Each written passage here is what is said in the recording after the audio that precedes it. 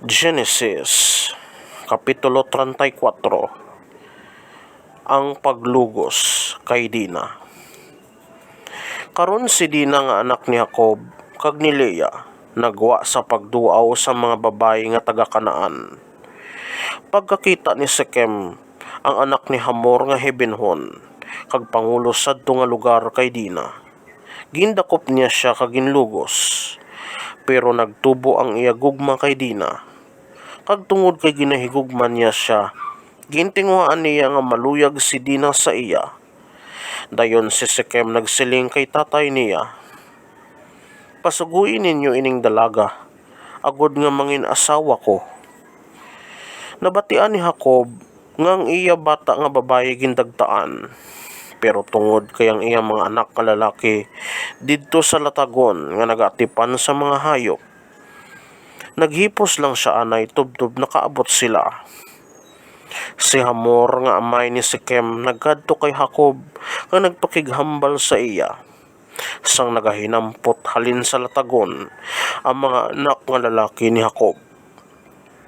Sang pagkabati nila sini, nakibot sila kag naakigid tugod sang malain nga butang nga ginhimo ni Sekem kag ginpakahuy-an niya ang mga tawo sang Israel tungod sang iya paglugos sang anak nga babaye ni Jacob. Si Hamor nagsiling sa ila, "Ang akon anak nga si Sekem naluyagid sa imo bata nga babaye. Kung mahimo, ipaasawa siya sa akon anak.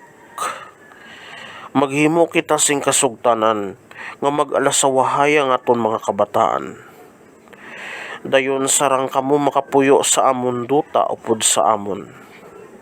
Sarang kamo makapuyo bisan diin nga luyag ninyo, makanegosyo, kag makaangkon sa mga pagkabutang." Dayon si Sekem nagsiling sa amay kag sa utod nga lalaki ni Dina, "Ihatag man ninyo ang akon pangayo. Hagatagan ko kamo sing bisan ano nga pangayoon ninyo. Magsiling lamang kamo kung ano nga mga regalo ang luyag ninyo, kag kung ano ang pangayoon ninyo, kay ihatag ko sa inyo, kung inyo siya ipaasawa sa akon." Ang mga anak nga lalaki ni Jacob nagsabat kay Sekem kag sa iya amay nga si Hamor, sa tuyo nga malimbungan sila tungod kay gindagtaan ni Sekem ang ila utod nga babaye nga si Dina. Nagsiling sila, "Hindi namon pag-ipaasawa ang amon utod sa lalaki nga wala matuli, kay kahuloy-an ina sa amon. Mapasugot lamang kami kung manginsubong kamo sa amon. Kag ina, kung inyo tulion ang inyo tanan nga mga lalaki, dayon masugot kami nga mag-alasawahay ang aton mga himata. Magapuyo kami upod sa inyo kag mangin isa kita ka grupo sa mga tawo.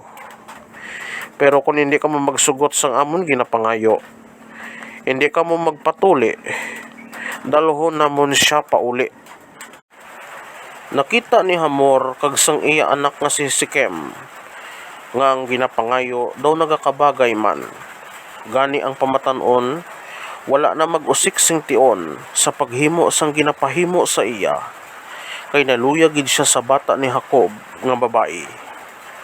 Si Sekem ginatahod sing labi sa bug-os nga panimalay sang iya amay.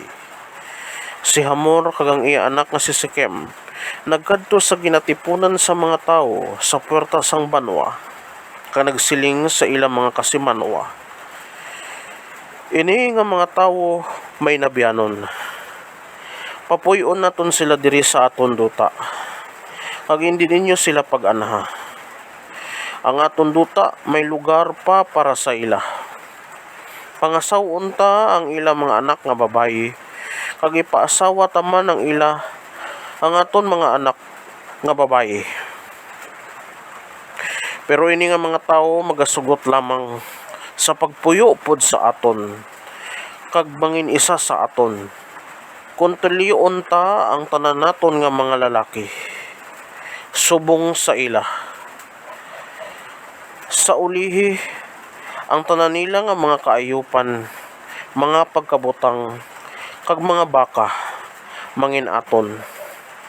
Gani magpasugot kita nga makapuyo sila upod sa aton. Ang tanan nga pumuluyo sang banwa nagsugot sa ginhinyo ni Hamor kag ni Sikem, kag ang tanan nga mga lalaki gintuli.